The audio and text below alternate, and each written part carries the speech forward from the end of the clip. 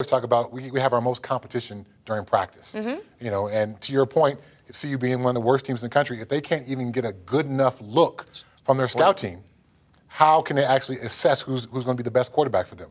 Now, back to the quarterback situation. Sometimes players are gamers and not practice players. And I'm hoping Harshman or Wood are that guy. We saw that with Tim Tebow last year here in Denver. He did enough in the games to continue to start and actually win football games. He never looked good on the practice field. Hopefully one of these guys brings some of that with them this Saturday, because we've seen Jordan Webb good on the practice field, not so good on the game field. Washington doesn't score a lot of points offensively, but at the same time, CU is, I think, last in the NCAA. Actually, worse than last, because there's 122 NCAA teams. They're ranked 124th in scoring defense. I'm sorry. I'm sorry with the facts, but it is what it is. Yeah. There are two teams who are petitioning to be in Division I who are actually better and ranked above the Buffs. Just keep it coming. I'm sorry. You heard the facts. You guys But are too much. they've got a great tight end, and we saw them struggle all season long with good tight ends, particularly against Stanford, those taller, bigger guys. This is perhaps the best tight end in the country, and that's a quote from John Embry, who knows a little something about tight end play. Yes, indeed. Yeah. Well, it's hard to believe without results. Yeah. When you're 1-5 and you're playing a team that's 5-1, you can hope and wish, but that's different than believing. Yeah. When you and I we're Buffs, every time we stepped on that field, we expected to win. We knew we were going to win. I don't think that mindset is there yet, and it shows up on the scoreboard. Yeah, one more offensive note. They're really lacking in explosion plays, something you talked about a couple of weeks ago. They're not good enough to just go down and methodically drive the ball down the field and do that all game long. Defense is going to figure you out. They've got to find a way to manufacture some explosive plays, some quick strike plays. Thank you, Maya. Chad, 48-zip Stanford and Boulder this past weekend. And I'm going to tell you something. It wasn't a surprise, obviously. Stanford's a good team. How CU is losing is becoming a bigger and bigger challenge every week. And we're going to point out a play. They ran a reverse, and they ran it to perfection.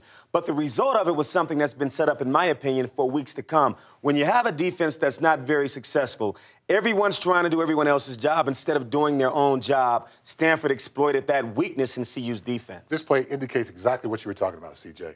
Now, at this point, when the play starts, it just appears to be a nice wide receiver sweep. The only real indicator we have here is number 21 coming back on the reverse. Now, this young DB down here needs to yell loud and alert everyone, reverse, reverse, reverse. And there was someone who was doing that. We'll get to that later. Yeah. Now, at this point, now there's a number of indicators. We got a blocker here, a blocker here, a blocker here, a blocker here, a blocker here, and a blocker here. And we got all these CU guys in the circle. This also indicates reverse. Reverse it is, Chad. No indication or sign of any outside contain. That's one of the fundamental things you learn in Little League football. There has to be outside contain. No one even close to containing the sweep in this play. Now, at this point, Stanford had run the ball kind of successfully, so CU was trying to do more than just their job. If your job is to keep containing the backside, it's not your job to go make a tackle on the front side. So defensive end for CU lost contain. And at this point, I'm standing over here on the sideline doing my KOA sideline gig. I see you. And I've been yelling reverse since the play started. I knew this was coming. And just look at all the white shirts right there. Blockers, I mean, yes. That far down the field, you would expect there to be more black jerseys in the picture. But again, it's just a sign of a defense that's not very confident to just do its job and believe that, you know, they can have success defensively. Well, when you're giving up 50 points 3 weeks in a row, it's hard for you to trust your teammates that he's going to be where he's supposed to be. And then you start trying to do his job, you don't do your job as well, and plays like this are the result. That is something right there that this coaching staff, they've been harping about all year long. Just simply do your job. Now, there's a question that some may ask, are they good enough individually? Are they talented enough to just simply do their job and hold up? You kind of pick your poison. If you over-pursue, trying to help a teammate, you get beat. If you just simply do your job, perhaps you get beat as well. That's the conundrum I think this team finds itself in. But if you do your job, you're going to be in the right place, and you force the other team to beat you. If they beat you physically, that's okay, but at least you're not making errors and giving it easy plays away. Well, I tell you, things have certainly changed, Chad. You didn't have those problems back when you were sacking quarterbacks and getting tackles for losses. We had great players everywhere. It was a different time. All right, back to you, Maya. Thank you, Maya. Chad, it was a long day defensively for the Colorado Buffaloes. This kid, wait a minute, who just ran? I think he scored again. Kadeem Carey just ran by and scored another touchdown. 25-yard run. I have never seen anything so humiliating in my life. From a defensive standpoint, I know you being the defensive stalwart you've been over the course of your career, you couldn't stomach what Arizona did series after series against the Colorado Buffaloes. As a defense, you would love for an offense to be one-dimensional.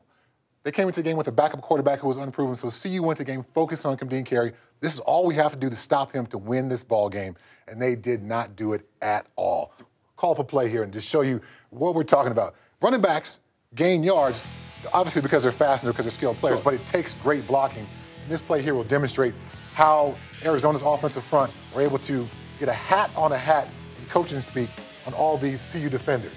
This guy's taken care of. This guy's taken care of. This guy's taken care of. This guy's being pushed out of the play. This guy's going to be taken care of here. So all those guys are blocked. You're absolutely right about that. And what we have is an extra defender. This was an adjustment CU made to some degree. You brought the nickel back up. You put him in space here. And the quarterback is reading him. If he takes the running back, quarterback will keep it. Or he'll give it if he takes the quarterback. But he's in no man's land right now. He doesn't have anyone. And as you'll see, he can't get to the running back. And he's bumping his head against the goalpost. Right, so this running back's going to take off through here. Now it's up to CU's secondary back here to make a tackle. And as we'll see as the play goes on, they were able to get that done as well. Look at that, untouched, untouched. Okay, now we got more CU defenders in the screen. You would think somebody's going to go ahead and get this guy down. Not the case. He outruns him, couple of good moves, picks up an easy block.